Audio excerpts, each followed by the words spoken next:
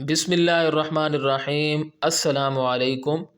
انشاءاللہ آج کی ویڈیو میں آپ کو بتاؤں گا کہ رول نمبر سلپ کو اس طرح لکھنا چاہیے یا اس طرح لکھنا چاہیے، ان دونوں میں سے درست الفاظ کون سے ہیں۔ تو میں آپ کو جملوں کے ذریعے سمجھاتا ہوں۔ ہمارے سامنے ایک جملہ ہے جو کہ یہ ہے، میں نے رول نمبر سلپ لے لی۔ تو آپ دیکھ سکتے ہیں کہ رول نمبر اس طرح ملا ہوا لکھا ہوا ہے، تو اس طرح لکھنا غلط ہے، اس طرح نہیں لکھنا چاہیے۔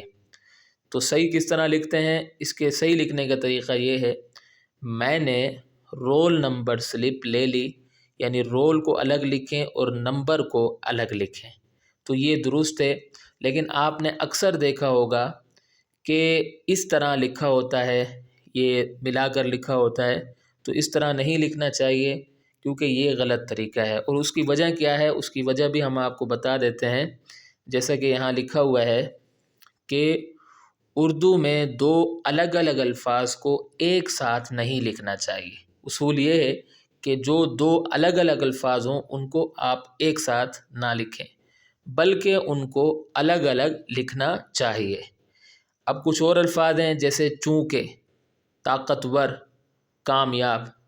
یہ جو الفاظ ہیں اگر آپ اس کو دیکھیں تو یہ ملا ہوا ہے۔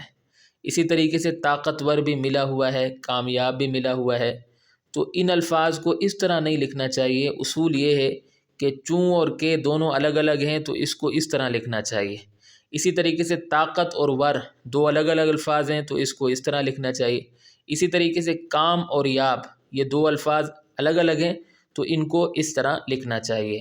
تو اردو کا اصول یہ ہے کہ جو الگ الگ الفاظ آ جائیں ان کو الگ الگ لکھیں۔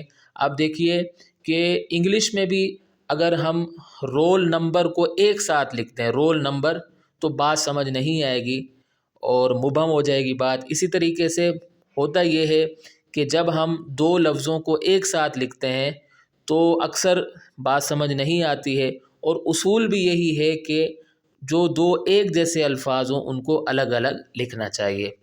تو میں امید کرتا ہوں کہ آپ کو میری یہ چھوٹی سی کاوش پسند آئی ہوگی، اور اگلی ویڈیو تک کے لیے مجھے اجازت دیں۔